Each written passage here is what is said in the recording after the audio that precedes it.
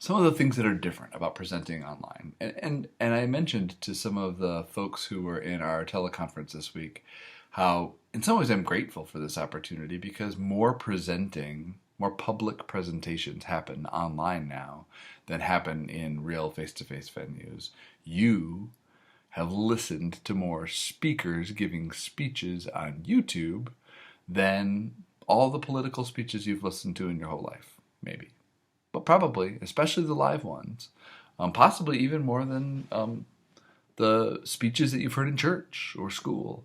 The reality is that public speaking, and especially the kind of being a part of a speech by choice, and listening to things that you care about, and making decisions and deliberating about them. A lot of that stuff happens more online than elsewhere.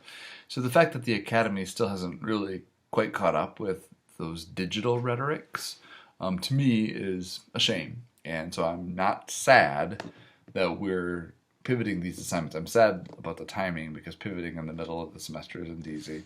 And I'm definitely sad that COVID-19 is with us. Here are a couple of things that I'd like you to think about when you're making a digital presentation.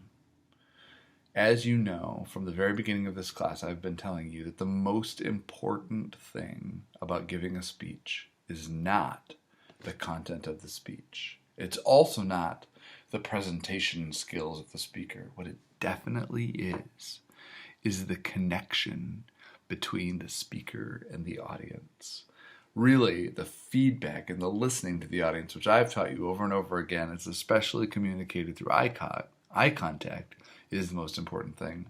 There's no eye contact in digital rhetorics, and that's a tragic thing. But there are a couple of things that you can keep in mind and should keep in mind.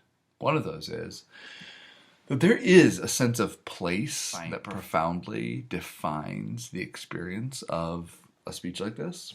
And the place has to do with like where I am and where you are.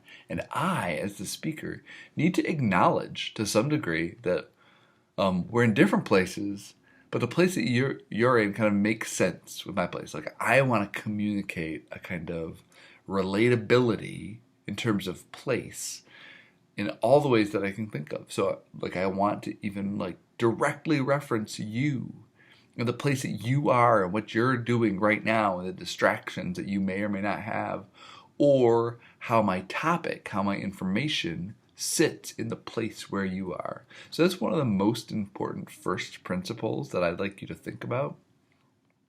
There are also some things about this medium that require you to think about the medium itself before you actually give the speech. So for instance, what exactly is the viewer seeing about the room behind you? Are there distracting things that are going to keep them from being able to connect to what you're saying?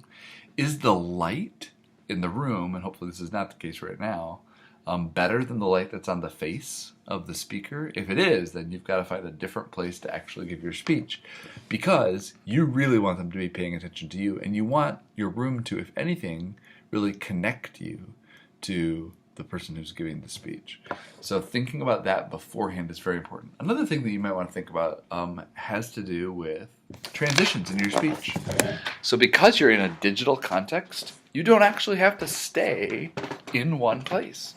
And you can move from place to place. Now notice, this can be really distracting, or it can be pretty interesting, right? And so in fact, if you can design a way that you're going to do movement throughout your speech, that obviously is going to take a lot of thinking and a lot of careful rehearsal work, but it's ultimately going to be very helpful for your audience in terms of helping them make some of those transitions that we've been talking about from the first day of class. So I encourage you to think very strategically about how every single thing that we have talked about in class ends up mattering once we're moving to a new medium. One of the principles that just doesn't have a corollary is the sense of scale, which does have everything to do with the concept of poise. It kind of rhymes with poise. So poise in a speech means that you keep your feet planted on the floor, you're not rocking back and forth, you seem comfortable in your own skin. Poise in terms of the digital context has to do with how far is the camera from the face of the speaker? Is it a comfortable distance? Is there a balance or a symmetry in the way that the image is presented? Are there any things that are distracting about this image that might keep the audience from really connecting to it? So those are some of the things that I want you to start thinking about. I hope to hear from you soon. Thanks.